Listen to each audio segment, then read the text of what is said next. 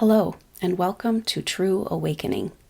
On this channel, we're going to explore the spiritual revolution that's happening through the exposure of truth at this time.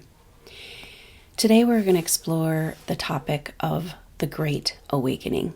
What is the Great Awakening? Well, this term comes from a spiritual religious revival that happened in the 1740s and 50s in America. This was the precursor to the American Revolution. It was a time when there was this great revivalist energy and a spiritual energy coming back to true moral predisposition. A lot of the energies that was in the original settlements of what brought the settlers to America in the first place around true spiritual values. Now, what happened in this revival period of time was a split in all of the churches when they started to call this the New Lights and the Old Lights. So at that time, the structure of taxation and the government was tied up in these churches, but there was all these different nationalities and different churches going on. So it got really confusing, especially when this revivalist movement came to be. So what happened is that these people were putting the energy on the individual experience of their spiritual church experience and away from the structures of authoritarian control. So this created quite an upheaval. And so there became a rift between what was called these new lights and these old lights. And so what happened is that there had been a lot of religious tolerance, but because there was this movement of revivalists, this great awakening that was happened, kind of freaked out the people who were in authority. This is a quote from the book The Glorious Cause by Robert Middlecoff. From page 103, the awakening had naturally frightened some solid citizens, just as it had inspired others. It was a frightening, even shattering event, with thousands of men, women, and children convinced that the Spirit possessed them, with revivalists denouncing the established ministry as unconverted, with churches splitting and with excess and personal behavior everywhere in evidence. The solid citizens who controlled the legislature, indeed, most reputable institutions, tried to deflate what they considered to be a spirit of madness. So what happened at that point is that the legislature in 1742 pushed through statutes that prohibited itinerants or just random people getting up and preaching, right? So it was like, and there had been long-standing statutes that provided religious toleration. But at this point, they revoked those statutes and basically saying that people who were not ordained, officially ordained, couldn't preach. So what happened at this point in time, it appears that the New Lights had to get political. And this was the very beginnings of the American Revolution. So this is what the Great Awakening is. It was a return to true morality. Now, it's connected politically to the Whig movement that happened in England that caused the Glorious Revolution, and that occurred in England in 1688. And this was the Whig Party in England that was formed. And this was this very much informed the political energies and movement of those settlers that came to America. So the Whig movement was kind of going up against threats to political freedom and moral decay. So the energy was kind of like moral decay of the people allowed evil despotic rulers. And then, of course, this brought encroachment of the executive government into the freedoms and of liberty, taking away liberty. And so this was the same energy that became behind the revivalists, the New Lights moving into the political sphere.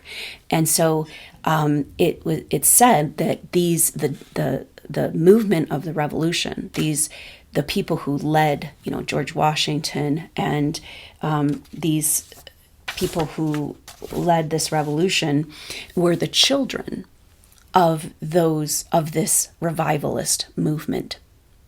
And so it was kind of the seeds, this great awakening, this spiritual presence where it was like it's about your spiritual, individual, religious experience and not about the structure of authority of the church. And so this is where the problem came, because people were paying taxes to the structure of the church that was like involved in the political structure.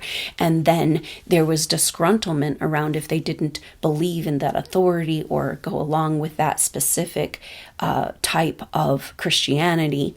And so this created quite a rift politically, and it caused these new lights, these revivalists, to get into politics.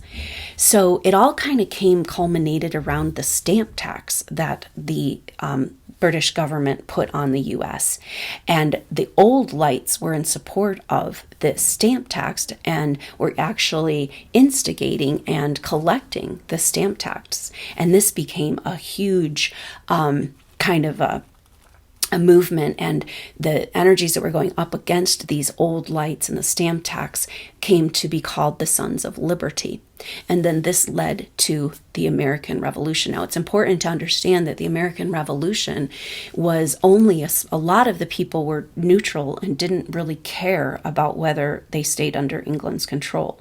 It was a small amount of very dedicated people that felt themselves to be actually Providence, see the original founders and the push of the American Revolution and the founders of the American government felt that they had this greater purpose, and that Providence had set them aside for this purpose to fight for this freedom. And this was a new American moralism that came out of that great awakening spiritual revival that happened in the 1740s and 1750s.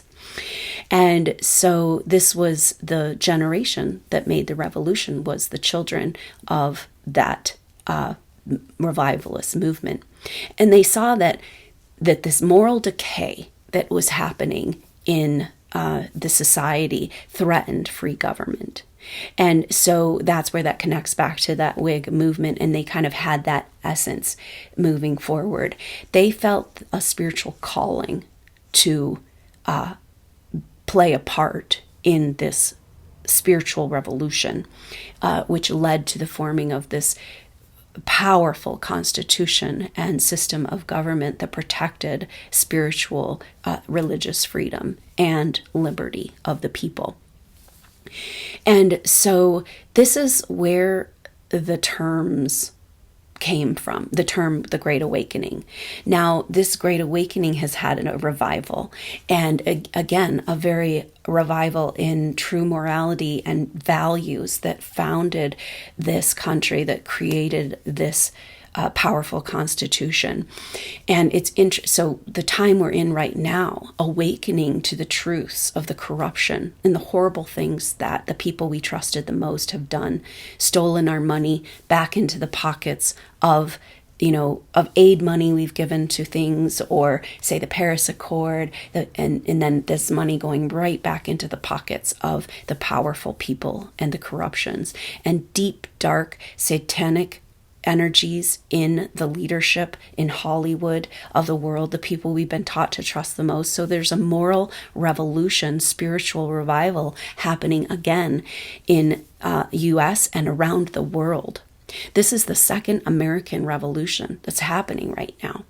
And it's interesting that one of the things that came through the Edgar Cayce readings is that these revolutionaries who were a part of the first American Revolution reincarnate at times to support and uphold this dedication to this Constitution and to this republic. And I think that that's what we're seeing right now. Dedicated souls that do feel this providence, and revolutionaries, maybe souls that, died for this freedom, coming back to fight again to make sure that it's not taken away. And this time, this second American Revolution is affecting the whole world. What we're doing here in the U.S. To take back our power from these corrupt and evil despotic rulers, as they said back then, is rippling, having a ripple effect, and the whole world coming out of a very scary domination, just on the edge of where we're going into this global domination and control, the taking away of all of our freedoms. And this has been hidden and asleep in people not aware that this evil has gone on. And astrologically and energetically, the time we're at, everything is about the coming to the surface of these truths so that we can move forward in our evolution. I've dedicated my life to understanding and trying to support spiritual awakening. And what I finally came to is that the spiritual awakening of the masses happens through the revelation of truth and these truths. And that's what this channel is about. So welcome to the Great Awakening, Take Two, and the Second American Revolution. I've also been shown that this revolution that's happening here and throwing off these energies of control on our planet, which are actually higher dimensional beings that are not actual part of this human evolution, but have been controlling this earth evolution to keep us in lower frequencies, that the effect not only of like what's happening in the US, affecting the rest of the world and setting free all of the countries of the world from this global dominance and control, but also setting free other planetary experiences from this artificial intelligence, evil energies that wants to bring us all into a lower matrix and take away the freedom of our own spiritual sovereignty.